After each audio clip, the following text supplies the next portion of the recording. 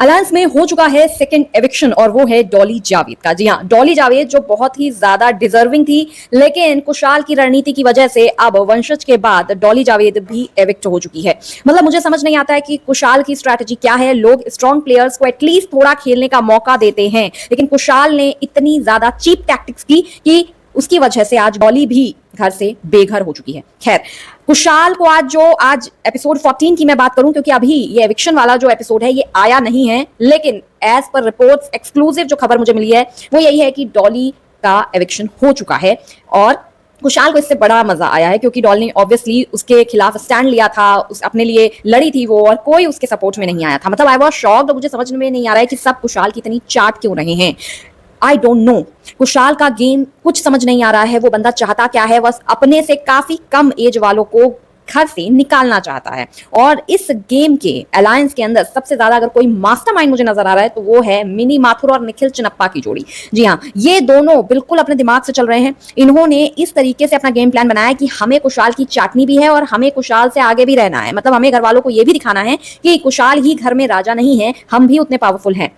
तो आज के एपिसोड में सबसे पहले तो जब नॉमिनेशन की बात आई तो डेफिनेटली डॉली को पता था, नीति पहले से ही थी, डॉली को पता था उसका नाम आने वाला है। और मोस्टली लोगों ने 8 लोगों में से मोस्टली लोगों ने डॉली का ही नाम लिया और इस वजह से डॉली जो है वो काफी गुस्से में आ गई। और उसने बताया कि क्यों वो इतने ज्यादा गुस्से में है, क्योंकि उसने अपने घर में भी यही माहौल देखा है। उसके फादर बहुत ही टॉक्सिक थे। डॉली ने अपने घर की जर्नी भी शेयर करी नीति से सबसे पहले, लेकिन उसमें नीति को कोई इंटरेस्ट दिख नहीं रहा था। नीति बस हाँ हाँ कर रही थी। एक तो सबसे ज्यादा मुझे अलायंस गेम के अंदर जो नजर आता है वो सबका इमोशनलेस होना। मतलब बिग बॉस के अंदर कलेश भले ही होते हैं लेकिन एटलीस्ट इमोशंस दिखते हैं, बट यहाँ पर लोगों के इमोशंस एकदम गायब हैं। किसी को किसी से कोई इमोशन नहीं है, शायद इस वजह से क्योंकि कुणाल खेमू ने पहले ही कह दिया था कि अलायंस जो है वो बनते और बिगड़ते रहेंगे, इसलिए आप किसी से कनेक्शन मत बनाइएगा। तो भैया कनेक्शन बनाया नहीं जाता, अपने आप बन जाता है। लेकिन जब डॉली अपनी बात बता रही थी तब मुझे देख के लगा कि भाई नीति को एकदम भी अंदर से इमोशनल फील नहीं हो रहा। आई वाज लाइक कि यार इसके साथ इतना बुरा हुआ है, मुझे उस समय रोने वाला मेरा वो आ रहा था इमोशन, लेकिन नीति को एकदम फील ही नहीं हुआ। जबकि डॉली ने बताया कि मेरे फैमिली में मेरी मम्मी के साथ कैसे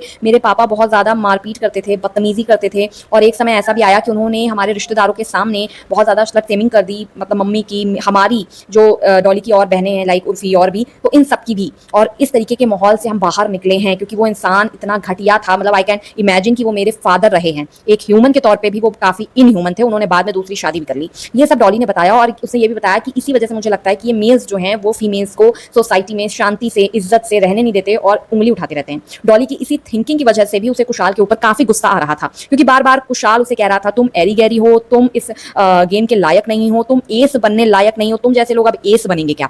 उस पर डॉली ने यही बोला कि क्यों नहीं बन सकती मैं, आप भी कंटेस्टेंट हो, मैं भी कंटेस्टेंट हूं। और जब डॉली कुशाल को धो रही थी, अच्छे से धो रही थी, तब वहां पे सब के सब बस मुंह बना रहे थे। बाद में इवन डॉली को सब समझाने चले जाते हैं और कुशाल की सब चापलूसी करने लगते हैं। यहां तक कि गौहर का पति जैद भी कुशाल के साथ जाके स्मोकिंग रूम में कहता है हाँ हाँ भाई तू बिल्कुल सही कह रहा है, हाँ हाँ भाई मैं तेरे साथ हूँ, मतलब तुम्हें कोई स्पाइन है कि नहीं, स्पाइनलेस हो एकदम तुम, इसीलिए गौहर ने तुमसे शादी की है, क्योंकि गौहर भी जो कहेगी वो ही तुम करोगे, इसीलिए तो गौहर भी कुछ कहती हुई तो कहते हुए हाँ हाँ बेबी यस यस, हाँ हाँ तुम बिल्कुल सही कह रही हो। क्योंकि जैद की जुबान बिल्कुल ऐसे है, उसको पता ही नहीं है गेम का करना क्या है, दिमाग नहीं है उसका, वो सिर्फ कुशाल के पीछे लगा है, कुशाल की तुम बना हुआ है, क्योंकि उसको पता है कुशाल तो इतनी जल्दी गेम से बाहर जाएगा नहीं। कुशाल गेम चला भी रहा है, मतलब इनडायरेक्टली चला ही रहा है, जो भी कह लो, है ना, तो कुशाल तो जाएगा नहीं, तो मैं कुशाल के पीछे लग लेता हूँ और कुशाल मुझे काटेगा भी नहीं, है ना। तो ये बंदा जैद जो है वो बहुत ही ज्यादा एक तो चापलूस है और ऊपर से ये डिप्लोमेटिक होके हाँ हाँ चाट रहा है, कुशाल की चाट रहा है, कोई इसकी आवाज नहीं है। ठीक है, वहां पे भी सब कुशाल के फेवर में आ गए। निखिल भी कहते हैं हाँ हाँ ऐसा नहीं करना चाहिए था। फिर सोहेल भाई का तो सुन लो आप, तो आपको ऐसा ना हार्ट अटैक आ जाएगा। सोहेल भाई क्या कहते हैं, मतलब इनके घर में सब संस्कारी हैं, इन्होंने कभी अपने घर में लड़ाई झगड़े नहीं देखे हैं, इस तरीके के शोज तो इन्होंने कभी जीवन में नहीं देखे हैं। और इनके बड़े भैया और भी संस्कारी हैं जिनका नाम है सलमान खान, जो बिग बॉस करते हैं, जो इंडिया का सबसे बड़ा कलेशी रियलिटी शो है।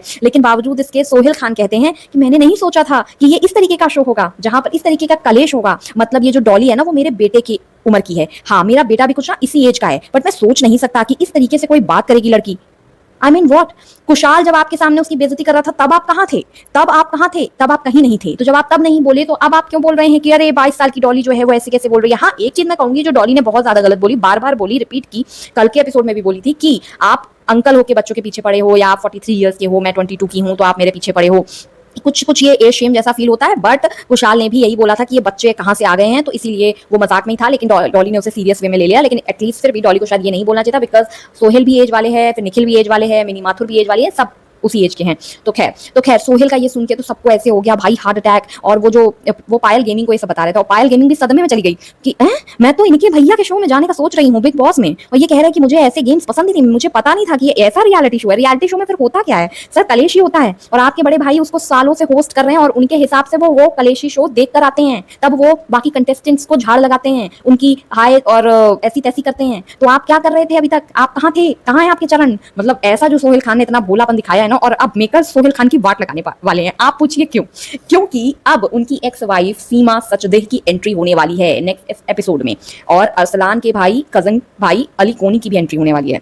खैर अली कोनी की एंट्री से इतना कुछ नहीं बदलेगा, वो जरूर बदलेगा जो कलेश है, क्योंकि अगर कुशाल में एटीट्यूड है तो अली कोनी में 4 गुना और एटीट्यूड है भाई साहब। तो दोनों की बहस तो पक्का होगी और दोनों ही सख्त लौंडे टाइप बिहेव करते हैं, मतलब एकदम वैसा वाला। तो दोनों की भिड़ंत हो सकती है, क्योंकि अरसलान जितने सेंसिबल है मुझे लगता है अली के साथ वो नहीं है। अली बहुत ही अग्रेसिव है, अली को सबने बिग बॉस में भी देखा है, इसीलिए अली और कुशाल की भिड़ंत पक्की है। लेकिन जो सबसे बढ़िया टी मिलेगी वो है सीमा और सोहेल के लव स्टोरी की टी, कैसे इनका डिवोर्स हुआ उसकी टी, क्यों इनके डिवोर्स केसेस ऐसे बढ़ जाते हैं, इनके घर में और क्या चलता है, और क्यों सलमान खान की शादी नहीं हुई, या मे भी ये पता चले अरबाज की शादी क्यों टूट गई थी। बहुत कुछ मिल सकता है मसाला, क्योंकि दोनों लोग एक ही घर के आ गए ना, तो मे बी अपने बच्चों के बारे में कुछ मे बी समथिंग बात करे। तो मतलब मेकर्स का कुछ तो प्लान है ही कि भैया इसकी एक्स वाइफ को ले आओ, ये अब कुछ तो बोलेगा, कुछ तो इसका खून खोलेगा।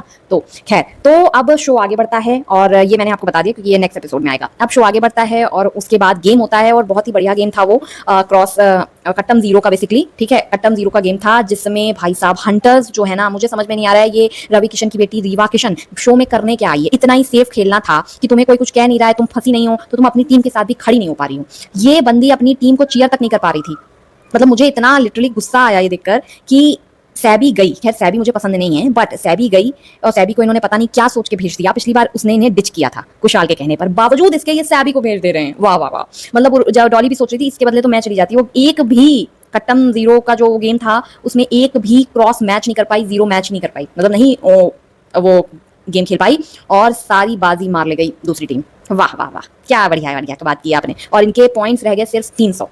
निखिल और उसके बाद कुशाल में फाइट, मतलब वो हुआ कंपटीशन, और उसमें कुशाल ने 2 और निखिल ने 4 बार जीता, तो इसीलिए निखिल की टीम फिर से नंबर 1 पर पहुंच गई, यानी कि दी लेजेंड जो है वो नंबर 1 पे पहुंच गई। और वॉरियर्स, किंग्स और फिर हंटर्स 300। इसीलिए अब हंटर्स के पास तो बचा ही नहीं कुछ, अब उसमें से डॉली डेफिनेटली एविक्ट कर ही देंगे, हो ही जाएगी। मतलब किसी को कोई डॉली के लिए किसी ने स्टैंड नहीं लिया, मुझे लिटरली बहुत ही बुरा लगा। खैर फिर उसके बाद शो लगभग खत्म ही हो गया था, उसमें ऐसा कुछ हुआ नहीं। अब नेक्स्ट एपिसोड जो है उसमें देखने को मिलेगा बहुत ही इंटरेस्टिंग, जब सोहेल खान के तोते उड़ जाएंगे और पता चलेगा रियलिटी शो होता क्या है। खैर अब आपको अपडेट्स मैं देती रहूंगी। मैं बहुत दिन से देख रही थी पर मैंने इस पे वीडियो बनाई नहीं, बट मुझे इंस्टा पे मैसेज आया कि क्यों नहीं आप बना रहे हो, तो मैंने अब शुरू किया है। तो आपको हर एपिसोड का अपडेट, कि आज के एपिसोड में क्या हुआ, ये मिलता रहेगा। और अगर आपको ये वीडियो अच्छा लगा हो तो इसे लाइक कीजिएगा और चैनल को सब्सक्राइब कीजिएगा। Till then take care and bye bye.